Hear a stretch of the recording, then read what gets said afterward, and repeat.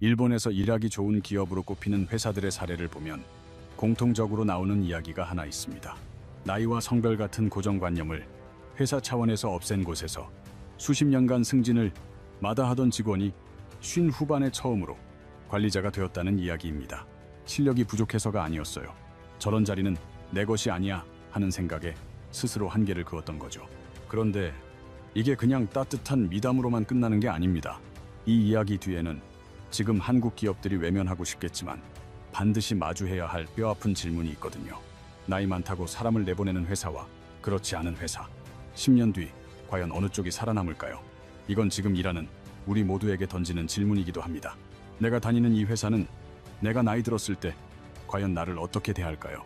만약 그 답을 떠올리기 불안하다면 바로 그 불안감 때문에 지금 이 영상을 보고 계신 건지도 모릅니다. 우선 우리가 너무나 당연하게 여기는 것부터 한번 살펴보죠. 바로 임금 피크제입니다. 특정 나이가 되면 월급을 깎는 대신 정년까지 고용을 보장해주겠다는 거죠. 한국에선 2000년대부터 본격적으로 도입됐고 지금도 많은 대기업과 공공기관에서 이 제도를 시행하고 있습니다. 겉으로만 보면 꽤 합리적으로 들릴 수도 있죠. 고령 직원의 인건비를 아껴서 그 돈으로 젊은 인력을 더 뽑겠다는 거니까요. 하지만 현실은 어땠을까요? 2022년 대법원에서 중요한 판결이 나왔습니다. 합리적 이유 없이 나이만으로 임금을 깎는 임금 피크제는 무효라는 판결이었습니다. 그 이후 관련 소송들이 쏟아지기 시작했습니다. 실제로 임금 피크제 소송이 2019년 53건에서 2023년 213건으로 거의 4배나 늘어났습니다. 이 재판 과정에서 법원이 계속해서 지적한 게 뭔지 아십니까? 월급은 줄었는데 일은 그대로 시키고 청년 채용에 쓴다던 돈은 어디에 썼는지 알 수 없다는 점입니다. 다시 말해 청년 고용을 늘린다는 명분과 달리 실제로는 그냥 회사 인건비를 아끼는 수단으로 악용된 사례가 많았다는 거죠. 똑같은 일을 하면서 돈만 적게 받게 된 직원들의 심정이 어땠을지는 굳이 설명할 필요도 없겠죠. 한번 생각해 보세요. 55살에 월급이 깎이기 시작한 직원은 어떤 마음으로 일하게 될까요? 앞으로 5해만 버티자며 최소한의 힘만 쓰면서 시간을 보낼까요? 아니면 더 열심히 일하려는 의욕이 생길까요? 심리학에 공정성 이론이라는 게 있습니다. 사람들은 자신이 노력한 것에 비해 보상이 공정하지 않다고 느끼면 보통 2가지 반응을 보인다고 합니다. 하나는 자신의 노력을 줄여서 균형을 맞추거나 아니면 아예 그 조직을 떠나버리는 거죠. 임금 피크제를 겪는 직원들이 정확히 이 2가지 반응을 보인다는 건 현장에서는 이미 계속해서 나오는 이야기입니다. 그렇다면 일본은 이 문제를 어떻게 다루고 있을까요? 일본 역시 초고령 사회에 접어들면서 고령 인력 문제를 오랫동안 고민해왔습니다. 처음에는 우리와 비슷했어요. 60살 정년은 그대로 두고 재고용 제도를 통해 계속 일하게는 해주되 월급은 깎아서 주는 방식이었죠. 2023년 일본 후생노동성 조사를 보면 재고용 방식을 쓰는 기업이 전체의 69.2%였습니다. 정년을 연장한 기업은 26.9%, 아예 폐지한 곳은 3.9%였습니다. 그런데 여기서 아주 흥미로운 점이 발견됩니다. 일본 기업 대부분이 계속 고용 제도를 운영하는데요.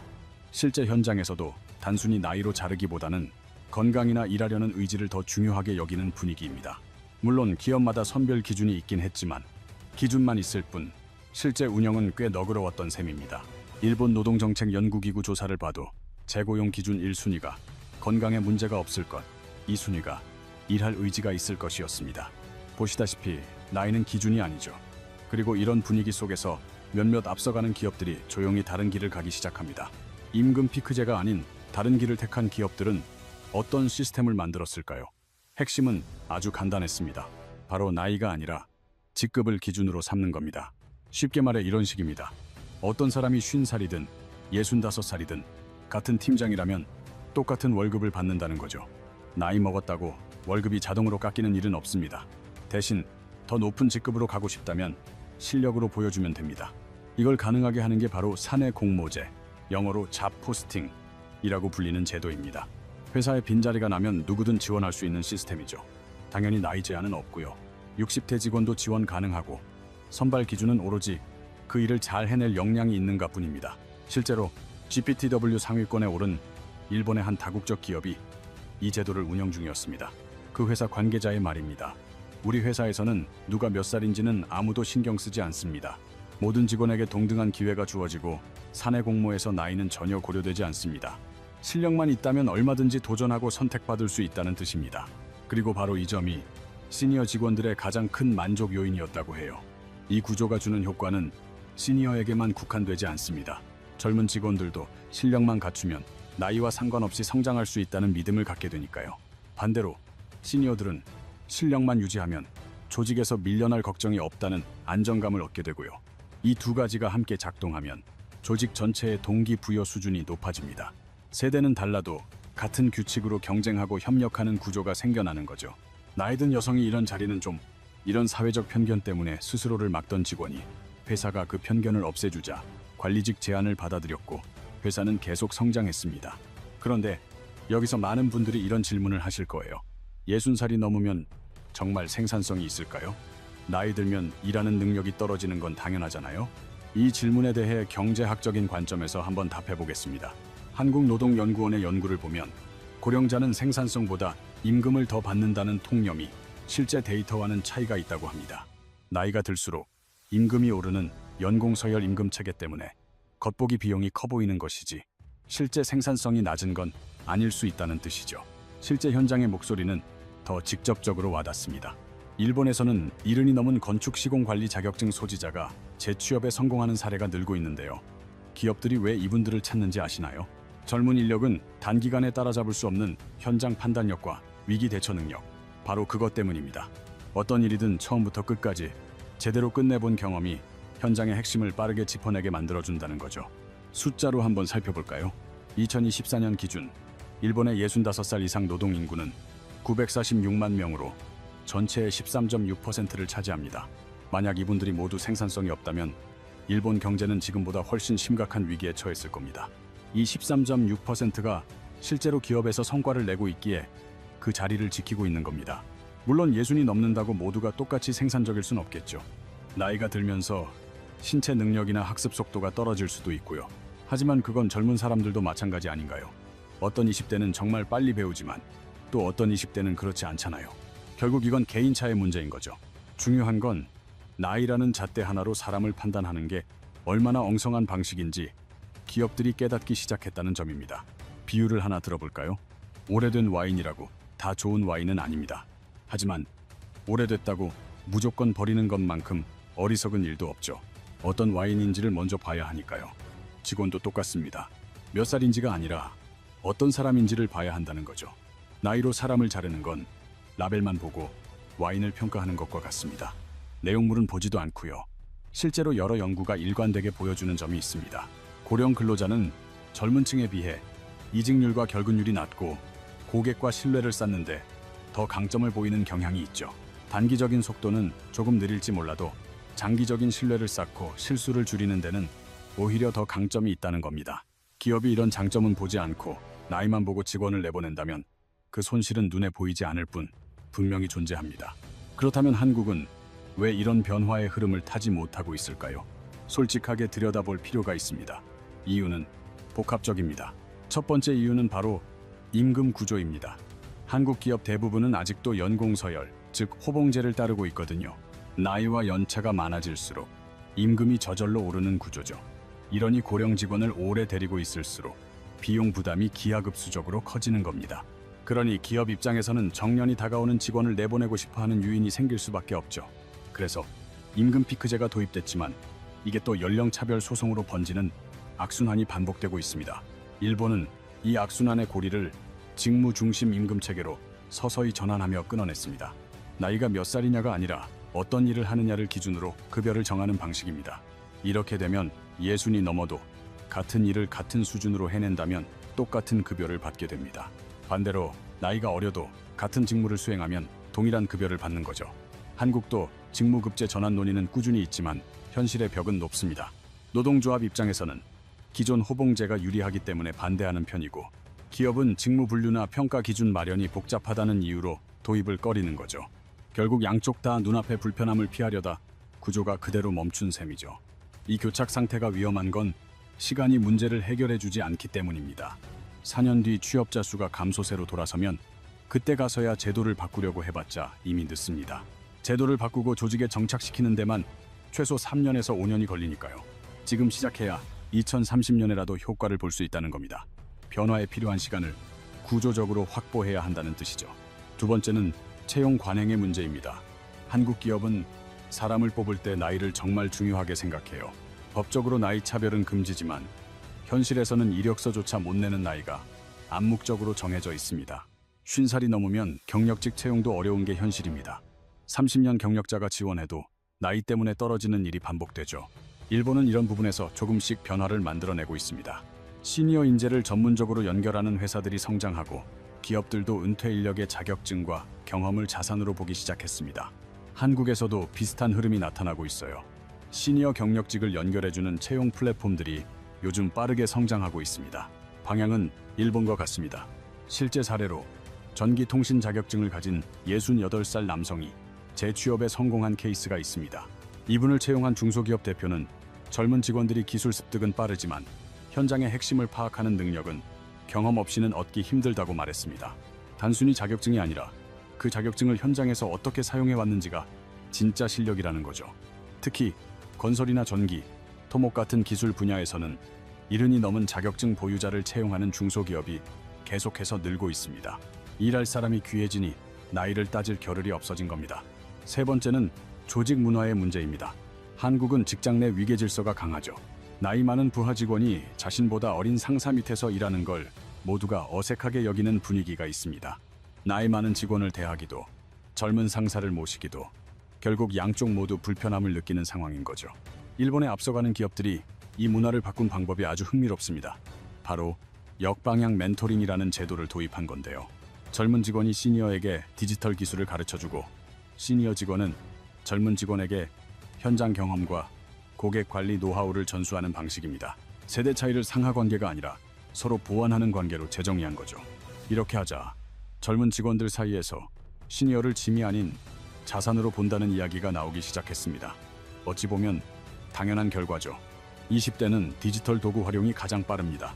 60대는 사람을 읽는 통찰력과 위기 대처 능력이 가장 깊고요. 이 두 강점이 한 팀 안에서 시너지를 내도록 만들면 한쪽만 있을 때보다 훨씬 강력한 팀이 탄생할 수 있습니다. 많은 일본 기업들이 비싼 값을 치르고 이 사실을 배운 뒤 이제는 처음부터 이런 구조를 설계해서 적용하고 있습니다. 그 결과는 어땠을까요? 나이를 기준으로 직원을 내보내지 않기로 한 일본 기업들의 사례에서 공통적으로 나타나는 결과가 있습니다. 직원 만족도는 오르고 생산성은 유지됐으며 불필요한 인력 교체 비용이 줄었다는 점입니다. 기존 직원을 내보내고 새 직원을 뽑는 비용이 기존 직원을 계속 고용하는 비용보다 훨씬 크다는 건 이미 여러 연구가 증명하고 있어요. 채용부터 교육, 적응 기간까지 고려하면 신규 채용 비용이 기존 인력 연봉의 50%에서 200%에 달한다는 분석까지 있습니다. 하지만 더 중요한 결과는 따로 있었습니다. 이 기업들은 심각한 인력난에서 비교적 자유로워졌다는 사실입니다. 사람이 귀한 시대에는 이미 검증된 인재를 오래 붙잡아 두는 것이 최고의 전략이니까요. 신규 채용을 줄이면서도 생산성을 유지할 수 있었던 비결이 바로 여기에 있었습니다. 그리고 GPTW처럼 직원 만족도가 높은 기업들에서 공통적으로 발견되는 특징이 하나 있는데요. 바로 누구에게나 공정한 기회가 보장된다는 믿음이 있는 회사라는 점입니다. 젊은 직원들도 그걸 느끼죠. 지금은 어리니까 괜찮지만 나이 들면 잘리겠지 하는 불안감 대신 이 회사는 나이가 들어도 능력만 있으면 인정받는구나 하는 신뢰가 생기는 겁니다. 바로 그 신뢰가 모든 세대의 업무 몰입도를 끌어올립니다. 한 가지 더 생각해 볼 점이 있습니다. 이건 단순히 기업만의 문제가 아닙니다. 지금 30대, 40대 직장인 모두에게 해당하는 이야기죠. 여러분이 55살이 되었을 때 지금 다니는 회사는 여러분을 어떻게 대할까요? 나이가 들면 저절로 비용 취급을 받는 구조라면 그 안에서 여러분도 언젠가는 잘려나갈 대상이 될 뿐입니다. 반면 직무 능력 중심으로 평가하는 회사라면 55살이든 60살이든 실력을 발휘하는 한 계속 인정받을 수 있습니다. 그래서 기업 문화를 바꿔야 한다는 주장은 결국 우리 각자의 이해관계가 걸린 문제입니다. 지금 젊은 세대가 이 구조 변화를 강력히 요구해야 하는 이유입니다. 바로 자기 자신의 미래를 위해서 말이죠. 한국에서도 정년 연장 논의가 빠르게 본격화되고 있습니다. 정부는 법정 정년을 65살로 점차 올리는 법안을 주요 과제로 추진 중이고 국회에도 관련 법안이 여러 건 올라와 있습니다. 노사 간의 입장 차이가 커서 통과 시점은 불투명하지만 어떤 식으로든 변화가 임박했다는 사실만큼은 분명해 보입니다. 하지만 여기서 진짜 질문을 던져야 합니다. 단순히 정년을 65살로 늘리기만 하면 문제가 해결될까요? 법만 바꾼다고 해결되는 게 아닙니다. 현실에선 55만 넘어도 퇴직 압박이 시작되고 60 전엔 알아서 나가야 하는 분위기인데 법적 정년만 65으로 올리면 형식만 남고 실속은 없게 되죠. 일본 전문가들도 정년을 일률적으로 강제하기보다는 각 기업의 상황에 맞게 유연하게 대처하는 게 훨씬 효과적이라고 말합니다. 법을 바꾸는 것보다 더 근본적인 변화는 회사가 직원을 바라보는 관점 자체가 바뀌는 겁니다. 60대 직원을 처리해야 할 비용으로 보느냐 아니면 활용해야 할 자산으로 보느냐, 이 관점의 차이가 10년 뒤 회사의 미래를 결정합니다. 그리고 이런 관점은 언제나 위에서부터 시작됩니다. 경영진의 시각이 인사제도가 되고 제도는 조직 문화로 자리 잡고 그 문화는 결국 직원 모두의 하루하루를 만들어갑니다. 일본의 선도적인 기업들은 제도를 손보기 전에 생각부터 바꿨습니다. 나이 든 직원이 짐이 아닌 자산이라는 확신이 먼저 섰고 그 믿음이 제도가 되고 결국 성과로 이어진 겁니다. 여기서 한 가지 역설적인 진실이 드러나죠. 나이 든 직원을 내보내면 비용이 줄어들 것 같지만 실제로는 오히려 돈이 더 드는 경우가 많습니다. 그 사람이 가진 지식, 고객 관계, 현장 경험은 그 사람이 떠나면 그대로 사라지니까요. 이 공백을 메우려면 사람을 새로 뽑고 교육하고 적응시키는 시간이 필요한데 이 모든 과정에 드는 비용이 만만치 않습니다. 실제로 여러 경영 연구를 보면 숙련된 직원 한 명을 교체하는 데 드는 비용은 그 직원 연봉의 50%에서 많게는 2배에 달한다고 합니다. 임금 피크제로 당장 몇 천만 원 아끼려다가 그 사람이 회사를 떠나면서 보이지 않는 더 큰 손실을 보는 셈이죠. 이제는 정말 사람이 귀해지는 시대입니다. 한국의 취업자 수는 이미 감소세로 돌아섰고 2034년까지 경제 성장을 위해 122만 명의 인력이 더 필요하다는 전망도 있습니다. 이 인력을 어디서 구할지 지금부터 준비하지 않는 기업은 머지않아 큰 위기에 부딪히게 될 겁니다. 일본 사례가 주는 교훈은 명확합니다.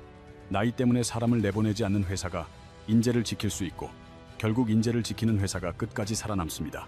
일하기 좋은 기업들의 사례를 보면 베테랑 직원들은 여전히 그 회사에서 핵심적인 역할을 하고 있을 겁니다. 수십 년간 쌓아온 소중한 경험을 낭비하지 않고 있는 겁니다. 그 회사가 유별나게 착해서가 아닙니다.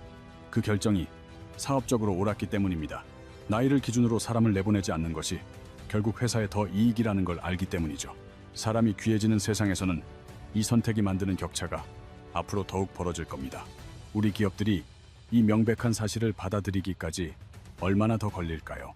이것이 지금 가장 현실적인 질문입니다. 오늘도 영상 끝까지 함께해 주셔서 감사합니다. 여러분이 지금 다니고 계신 회사는 어떤가요? 나이 대신 능력으로 사람을 평가하는 곳인가요? 여러분의 솔직한 생각을 댓글로 나눠주시면 정말 감사하겠습니다. 구독과 좋아요는 저희가 더 좋은 콘텐츠를 만드는데 정말 큰 힘이 됩니다.